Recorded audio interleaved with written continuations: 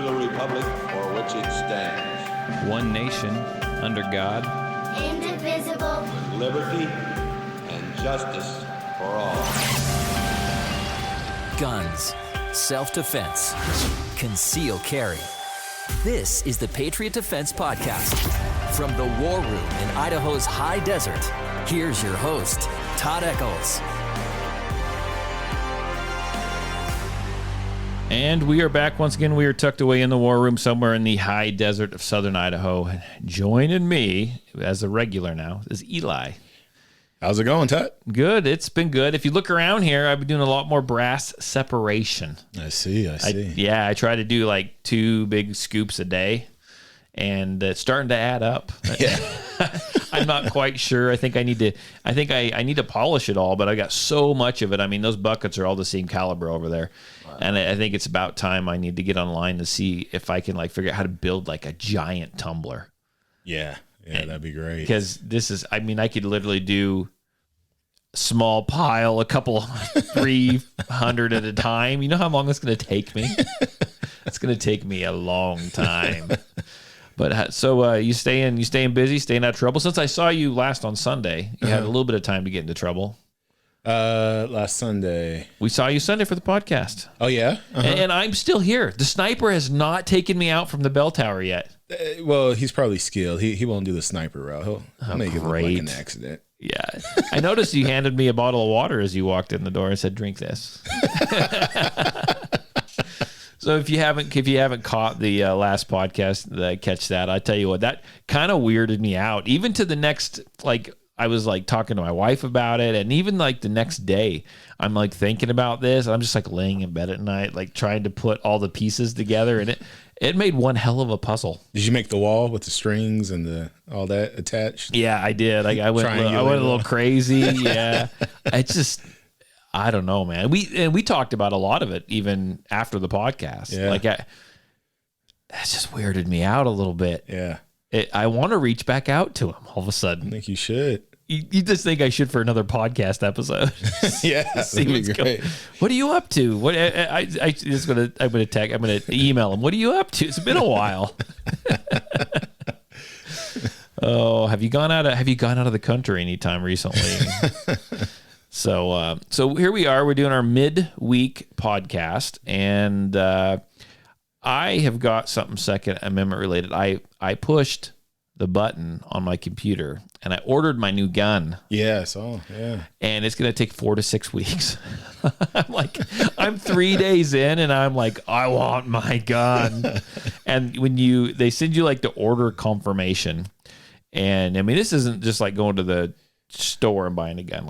I order it from the Langdon Tactical, and they got to do all their stuff on it, right? Yeah. And I'm looking at the different packages, and they'll tell you, 2 to 6 days, 4 to 10 days. And I'm okay. And then look at my package. It's 4 to 6 weeks. What'd you get? I got it all. I got it all at this point. So I ordered my HK P30. With the LEM trigger, with the LEM trigger. Uh-huh. Fantastic trigger. I'm going to do an in-depth review of this gun. I think I'm going to do a YouTube thing and try to do an in-depth review of this gun once I get it. Because honestly, you can go online, you can go on YouTube, and you can look up some of this stuff. And look, there's not a whole lot of reviews, probably because I paid an absurd amount of money for it, and not everyone has done that yet. But I want to do a really in-depth review, and check out, look up a P30 and the LEM trigger.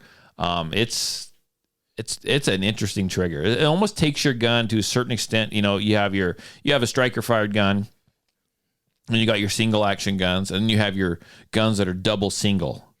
So the LEM trigger is like a single double. Super, super interesting. And I'm going to have Langdon they're putting in, I think it's a gray guns trigger. They're going in and doing a bunch of trigger work to it, replaced a bunch of springs, polishing up, all kinds of stuff. They're cutting it for the red dot. Something that you can't actually have the average Joe do because they have to move a bunch of stuff around. It's there's not a lot of metal up there. And so they kind of had to figure out how to do it correctly. And as soon as I get that puppy sent to me, I am slapping that freaking red dot on that gun, and I'm taking it for a test drive. Nice. I can't wait. I can't wait. Now you have to put the red dot on? Yeah, they don't know. No, I wish. So what I'm looking at, you're looking at the gun, you're looking at, probably $100 for it's really not, it's a lot of money, right? And I think you're probably gonna look at like $100 for the trigger kit, right? And then you're probably looking at $100 for the work, as far as the trigger job and the trigger work. And then they will have to cut for the red dot. They have to cut and mill everything, and then they refinish the entire slide, right? Because they've cut into it. So that's probably, you're looking at another couple $100. So in my mind, if I'm going to buy a gun and have all that worked, I might as well just buy it and get it all done. Yeah. Because I've only one other gun, is my VP9, everyone knows, which, I paid for. I bought, like $800 or $900 for that gun, which is a fantastic gun. And then what did I do? I went ahead and I did a whole trigger on it. I did, I did the trigger, and that was a couple $100. And then I bought so I'm up into the same price range, right?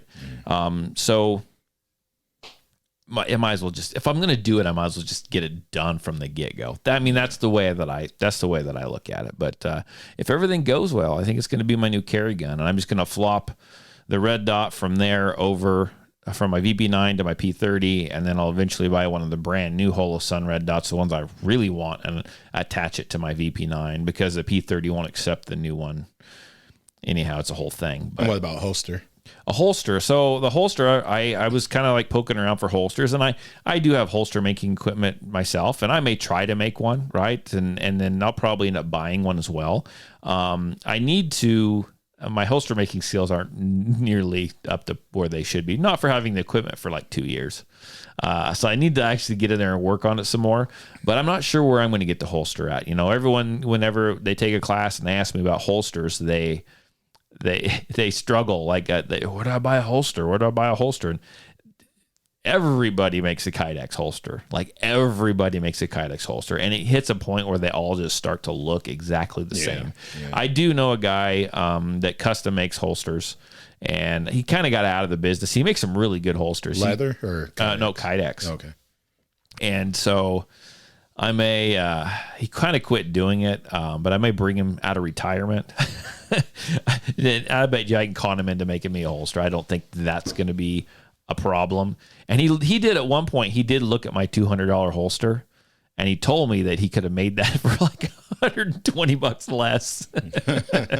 So now I'm gonna take him up on that now and see if he can actually make that happen. Well, time's passed and inflation might great. It's gonna be the same price as the other one by now. Probably.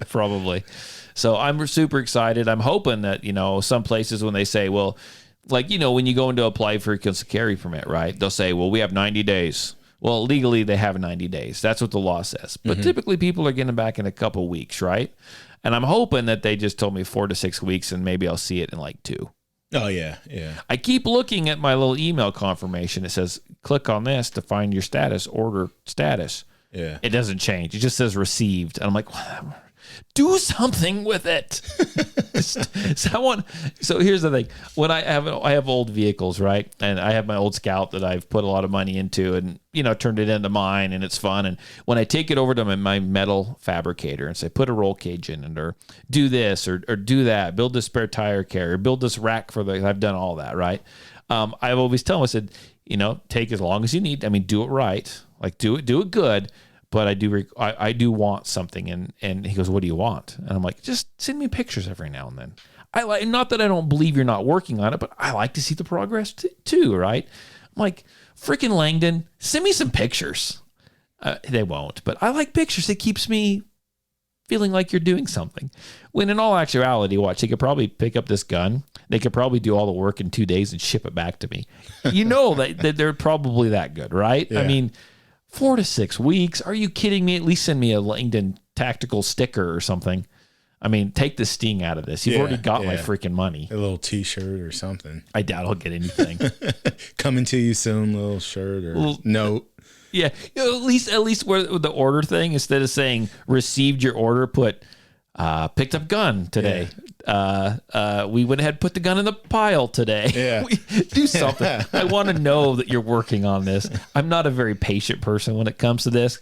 Usually when I want something and it takes me long enough to decide to spend the money, like I want it now. Yeah. So it's a good thing my wife pushed the button for me on Sunday. So now I can blame her. Or she could have probably held off on telling you 2 weeks.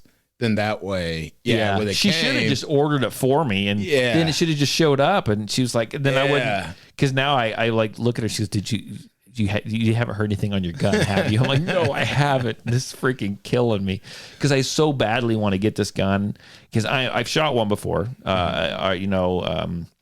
Magnum, he's been on the air, the podcast numerous times. He has actually had a P30, and I don't think it's had the LEM trigger in it. And I tell you what, iron sights, things are little freaking tack drivers. Like that's an awesome little gun, and I am super excited to get it and put it through its paces and start to train with it because my goal is I want it to be my new carry gun. And the trigger job, get this, I was looking at the specs. And I would love to, when I get it, I'd love to find someone that's got a deal that I could, I could measure the poundage on the trigger. Guess what? This is supposed to be a time to trigger. I got the best package I could. Obviously, if I'm going to spend the money, I'm just spending the freaking money, right? I got the extra light trigger. We're talking, it's going to be in between 3 and 4 pounds. Wow. It's going to be freaking amazing. It's going to be amazing. So I'm pretty stoked if you can't tell. I'm going to call you up because you're like 5 minutes away and say, it's here, get over here. We're going to shoot this thing. Sounds good. I'm pretty excited, but just 4 weeks to 6 weeks. Yeah. You got to come over here when it warms up a little bit and start shooting some more. Oh yeah. Yeah, definitely. I mean, it's kind of, our wind showed up this week. Yeah. Yeah, it did. But we gotta start shooting. Yeah. Today wasn't bad. What'd you say? Today wasn't bad. Yeah, no, it's not horrible. I think tomorrow, is it today or tomorrow? I think one of these days, Saturday is supposed to be 50 degrees. Oh, really? 50 degrees. I'll put on the shorts. Like almost. Shorts and tank top. Yeah. So I don't know what is going on and if there's something going on in the world that I am missing right now. And I'm not, by all means, I'm not complaining, man. My year so far, I'll be complaining in a few months probably when it slows down. My year so far is looking fantastic. Nice. For January, people are signing up for permit classes like crazy right now, and I'm not sure. I'm not questioning it. I'm not sure why, but I went from my January is usually getting 5 or 6 people to like I'm pushing 25 or 30 people in this next permit class, and I just set up a class in February as well. So hopefully that'll catch any of the overflow, and that's going to keep you busy as well. Yeah. So you'll get to experience your first big class. Yeah.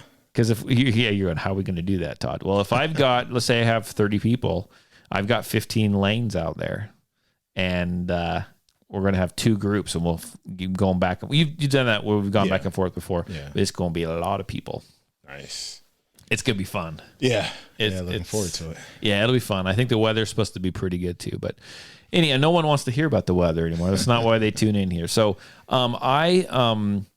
there's something that happened that I think was earlier this week, and it's received a little bit of it hasn't received that much media coverage. In fact, we were talking about the radio show I do, and I'm not sure that the guy that even does the radio show that I'm on, if he hasn't even mentioned it. I don't even think if he's heard of it. But there was a tragic story of a teacher that was actually shot by a 6-year-old in one of her classes. And I've got a little audio clip here. We'll go ahead and listen to that. It was an emotional night in Newport News as several are coming to grips with this tragedy. Teachers, parents, children, all wondering how something like this could happen at the elementary school level.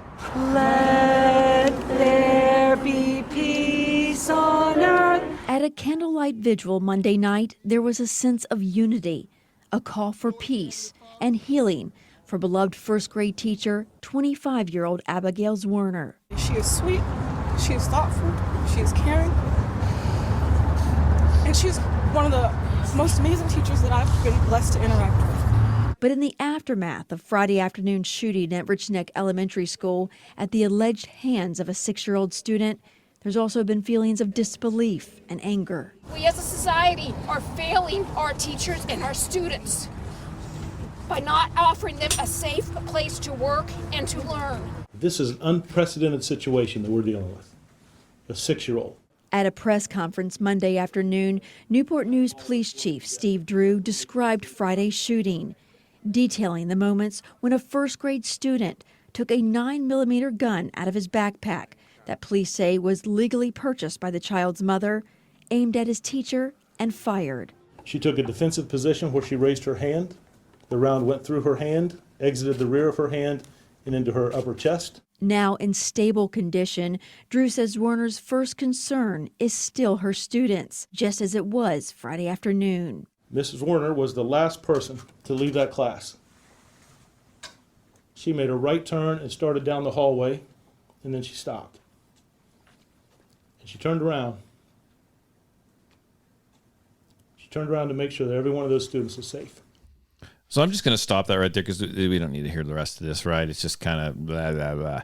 So, it's a big deal, right? I mean, a 6-year-old got a gun, took it to the school, and shot his teacher. And they're saying now, I mean, I'm not sure how they can determine this because obviously we're dealing with a minor, very young kid, so you're not going to get a lot of details out yet. But I mean, they're saying that it was intentional. So I don't know how they have decided that it is intentional or not. And it's a sad situation. And I'm interested to see, I mean, kind of what becomes of this, because I know what people are already asking for. But before we get into that, I mean, what's your opinion on this whole deal? What are your thoughts so far?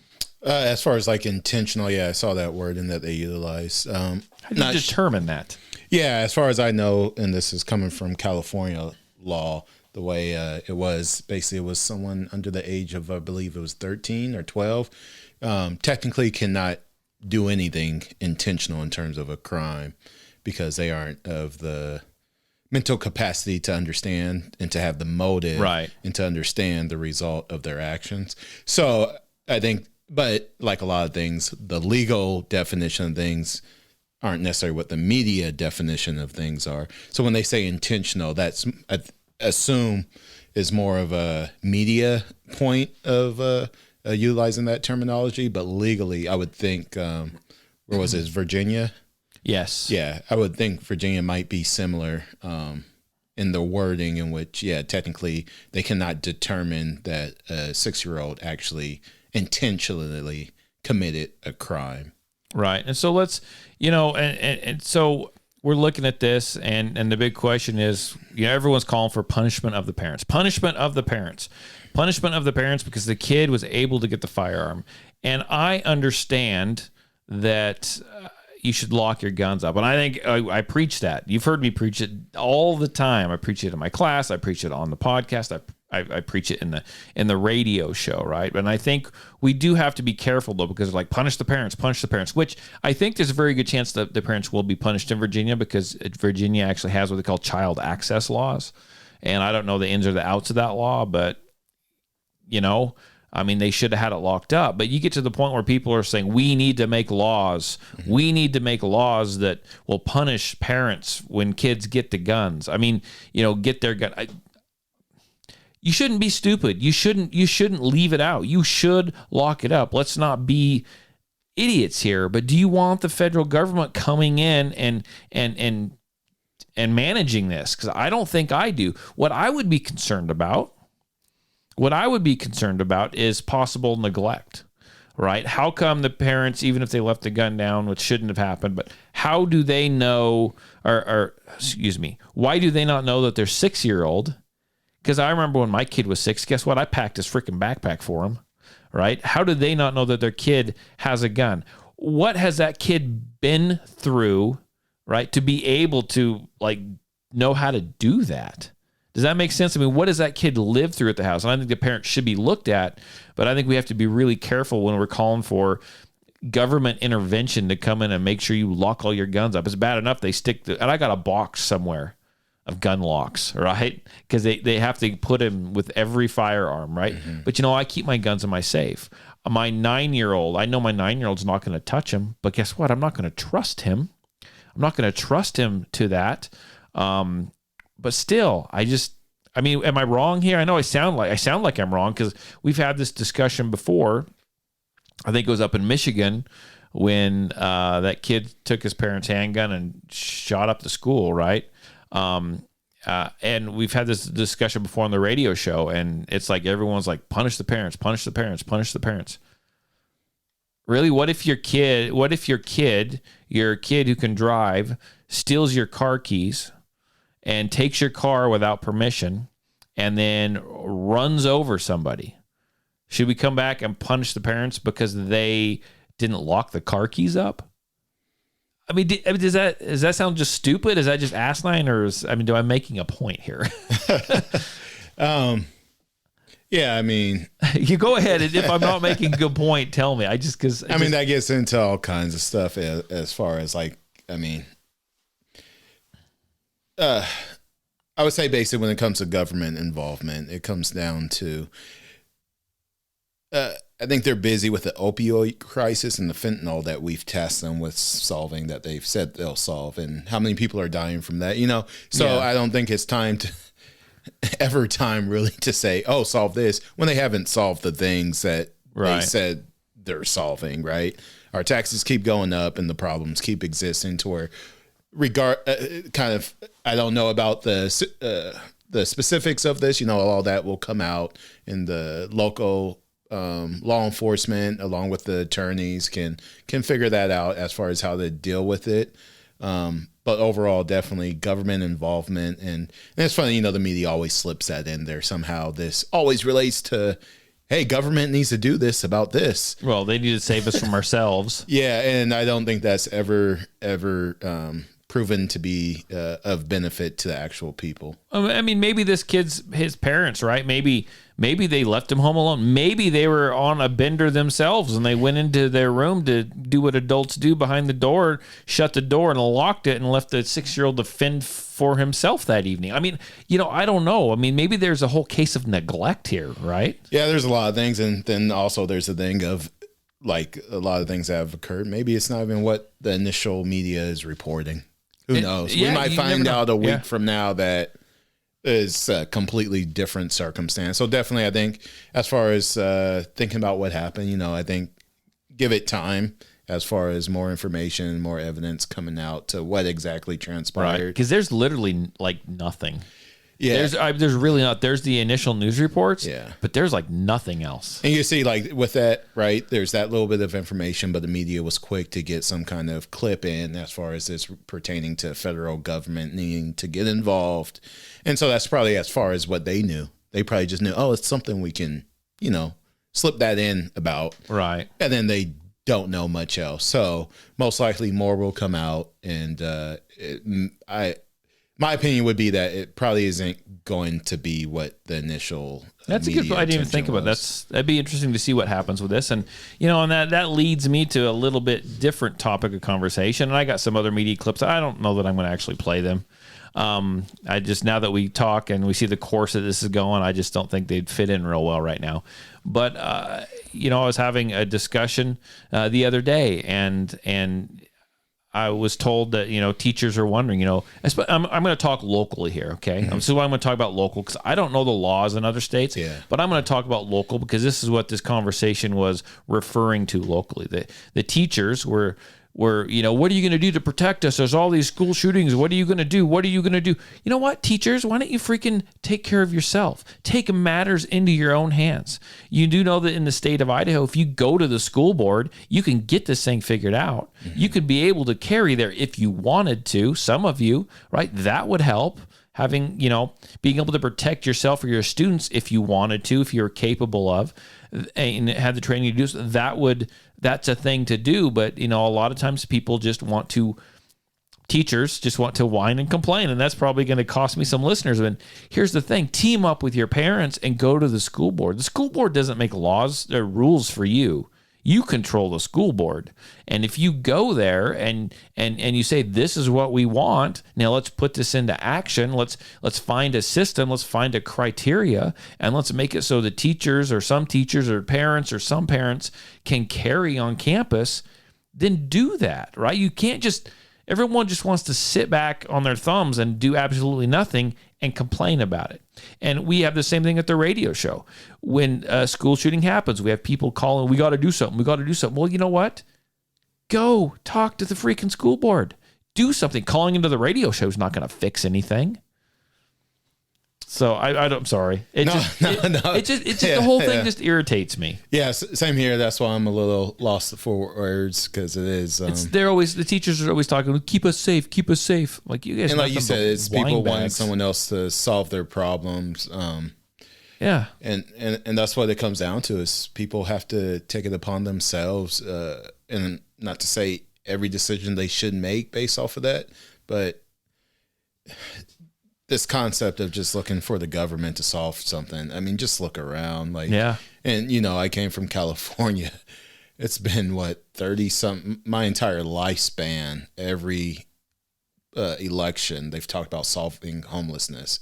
It's quadrupled upon, it's up 1,000% since I was a kid, right?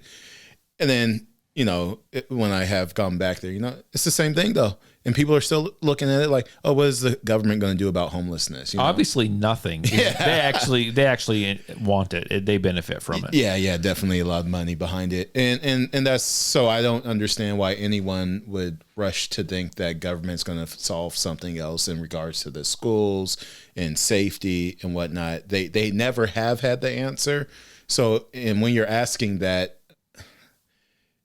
yeah, it gets into a lot of things. Like, I not to disrespect, every politician, but in general, I mean, let's be honest, they aren't the brightest. They're the people who realize that they can make a living off of being in politics. This is in general, not all of them. There is some special cases, but so if your answer is the government should do something about it, but then you don't have an answer, do you really think these are the brightest people who are coming up with good answers for it? And if you're acknowledging it, either A, you're saying that you're not smart enough to come up with an answer and someone else should, or you're admitting that you're too dumb to come up with an answer. Or lazy. Yeah. And so some other person who is no more smarter than you is going to come up with an answer by being in the group of other people, elite, who aren't that smart. Yeah. And so I would just say that, that's just never the answer. When it comes to your protection and just all those things, a lot of things should be considered that, what's that saying? Change what you can change first, kind of. Yeah. So you want to call into a radio show or make a Facebook post. Yeah, Facebook post, or say government should do the problem. Do anything. But then it's okay, but what can you actually do? Because even if that stuff does work, it's, first step is what can you do? And calling into the radio is not a step. That's avoiding you making a decision on your personal protection and the protection of others. Well, and that's like, and even just adjusted from the school, and this is just me thinking on the fly here, right? We've talked about it before. You are your first responder. You are, and I'm not discounting medics but you are the one that is there when it is happening. And if you were to pick up a phone, and I think you should call law enforcement, right? But you are doing that while it is happening. You're not calling them going, hey, I think something bad's going to happen in 10 minutes. Could you get some units on the way over here? It's happening right there. Someone has just kicked in the door of your house. Someone has just, done this and mugged you, is trying to carjack you right then and there, right? Take responsibility for yourself. A lot of times people want to point fingers and people want to do this and that. And we hear, I've been hearing just in the last probably 3 or 4 months, even locally here, there's law enforcement, there's a lot of open positions. Yeah. A lot of them, and they can't get them filled. They can't get, the average Joe that lives in this town needs to take note of that, right? And say, guess what? we might not be able to depend on law enforcement to protect us when we need to. So guess what? We might need to take responsibility for ourselves. Yeah. We might need to be able to, you have to protect ourselves. Don't call into the radio show, or don't write in a letter to the editor. Do people do that anymore? Don't write a letter to the editor saying, what are we going to do? I mean, we don't have enough policemen, and we don't have this, and we don't have that. And what if something happens and I can't get help? Well, there's means for taking care of it yourself, or helping yourself until law enforcement arrives. But people don't want to do that. What do they want to do? They want to subcontract out their violence. They want to depend on the government. And we say government, and people think, oh, federal government. Well, I'm talking like city police. That's not. They all get federal dollars. Yeah, they all get federal dollars. They're all one and the same. Your local city government, your state government, and your federal government are all one and the same. Yeah, it is what it is, and you are going to have to take responsibility for yourself instead of relying on the government for absolutely everything. Even coming from the, say, supporting law enforcement on the local level, you should still be looking to be protective of yourself and those you love. Because where I came from, right, there was a couple of young female officers who were killed with people around who thought like, oh, I subcontracted all this out. And there was one in a nearby town where I was at. She was on a vehicle accident. Just kind of taking that, little brief summary of what transpired. Right. And a guy walked up and shot her, point blank. And then there's all these people. The guy got away. All these people, thinking cops are there to solve their problems. And a cop got shot point blank in front of them. And it's, I don't know, some guy on the bike. And then he was able to just go away. Right? Yeah. Where are those people? Oh, you back the blue, you support local law enforcement. Support local law enforcement by being able to take care of yourself. Number one. Yeah. That way you can help support them to where they're not essentially babysitters for you. Then, grow up. Yeah. There was another one. Yeah. You're not entitled to anything. Another one, a female officer was on training and someone opened fire. They were there trying to help a woman get her stuff out of it was some kind of abuse was going on. They were helping her get her stuff out. The man opened fire, and her training officer left the situation. Understandably, it was heat of the moment, and I believe. But even when it comes to like thinking like, oh, well, we pay taxes, they have all these tools and stuff, right? Where I was at, they had all the tools in the world. She had the stuff too. She bled out by herself in that backyard while other officers were figuring out how to go about rescuing her. And she's back there by herself, bleeding out. Again, don't think they're not superheroes, number one. They bleed. And so when it comes to any situation, it should be you should be willing to bleed, before calling someone else in to come do the bleeding for you. Yeah. And because that might not happen, and it might be you anyways, or you might be in a situation where you have to help that person who did come to help you. Do not be there so defenseless to where they come to help you and they get hurt and you're like, oh, well, thanks for trying. Call someone else up. You obviously you obviously didn't work. Yeah. Let me call another one of you guys up. I need officer number 2. Officer number 1 is down. It's gonna do me no good. What am I gonna do now? Well, it's just we've been, as a whole. I mean, it's all part of the program, right? I mean, the federal government, any government, they want us to rely solely on them. Yeah. And they want us to think that we need them because they've done such a crappy job of running this country. They have to brainwash us and brainwash people into the fact that we can't live without them. Yeah. That you can't do. I mean, they're trying to go after, we don't need to go down this route, but I mean, to the point of now they're trying to tell us that we don't know better and they need to get rid of gas cooking stoves. I mean, they want us to solely rely on them for absolutely everything.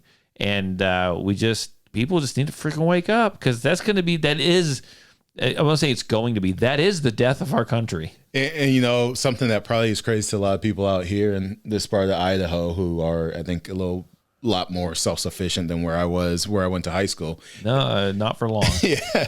The city though where I went to high school in, for example, they initiated this compost thing to where you have to, but keep in mind, people out here probably understand what compost is or how to get rid of your waste without waiting for the garbage man. There's other ways besides a garbage man. That's it. Yeah, right. A lot of people here, even if they don't do it, can understand. Out there, it's to the point to where they're getting babysat to where don't compost in your backyard. Don't figure out how to get rid of your waste. No, we are making it mandatory that if we see a chicken bone in your garbage, we are going to then fine you. And then you need to put your compost in this specific bucket that you're paying for to have this extra bucket because we think you're too dumb to figure out compost could go in any box in your backyard or throw it on whatever. You're too dumb. So we actually have to raise your taxes to put another bin in addition to the recycling bin, your garbage bin, and then now this, and then I think there was another bin. Well, the city government workers needed a raise. Yeah. They got to give you a reason to pay them more money. But that's how far it is to where those people then complain about that, but still okay, do you know how to compost? Oh, but then I have to get a shovel and no. I'll just let the government just tell me what to do. Tell me what to do. So, well, great. I love how this took a turn. This is good. It's always exciting having you here, Eli. I love it because we go all over the place. It's like our brains are in sync a little bit. Yeah, it's kind of cool. Me and Eli, we live on the same wavelength and in the same zip code. So we're gonna go ahead and just cut this one short today. It's getting a little late, and I got to get some chores done. Yeah. And Eli said he wanted to hang out here and hide out here for a little while longer, so he could get a little. Did your wife listen to this? She's probably on episode 2. I won't say anything then. She's got a lot to catch up. I need to count the episodes one day. I'm not even sure how many I've done. It's a few. I've done a few. So, thanks for listening. I hope you guys everyone's enjoying the extra episodes. We'll keep them up as long as we can. We'll see what the spring and what the summer brings. Hopefully I'm so busy I can't even. I hope I'm so busy with classes I have to give up running. Oh, wow. I hope I'm just busy, right? And then we could actually build a studio. What do you think? Yeah. That'd be awesome. I could hire someone to do the podcast. Be awesome. But thanks. There's probably a government grant for that. I'm sure there is. Get the writing, sir. Thanks for sharing the podcast. Thanks for all the support.